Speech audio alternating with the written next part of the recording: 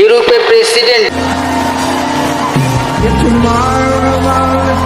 Donald Trump তার উপর হামলার চেষ্টা। That chart's a couple of months old, and if you want to সেইখানে কি হয়েছিল take a look at what happened. সেই কথাগুলো আজ বলবে, আমরা শুনবো তার কাছ থেকে।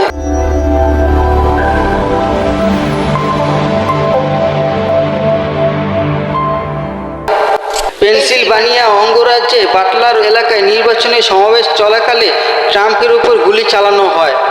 এতে তার ডান কানের উপরে অংশে আঘাত লাগে।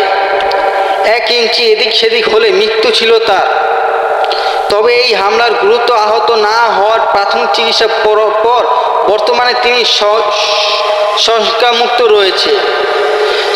সেই সময় মঞ্চে দাঁড়িয়ে ফাইট বলে চিৎকার করেন তিনি।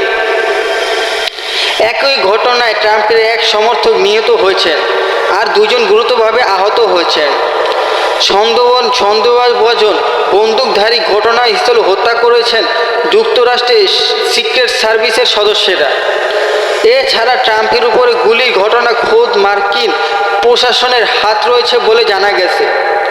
তবে এই হামলায় গুরুতর আহত না হওয়ার প্রাথমিক চিকিৎসার পর বর্তমানে তিনি শঙ্কামুক্ত হয়েছেন। সেই সময় মঞ্চে দাঁড়িয়ে ফাইট করেছেন ঠিক এমন বিস্ফোরণে মন্তব্য করেছেন রাশিয়া ক্রেমলিনের। এই বক্তব্য নিয়ে রীতিমতো তোলপাড় চলছে সারা বিশ্বে।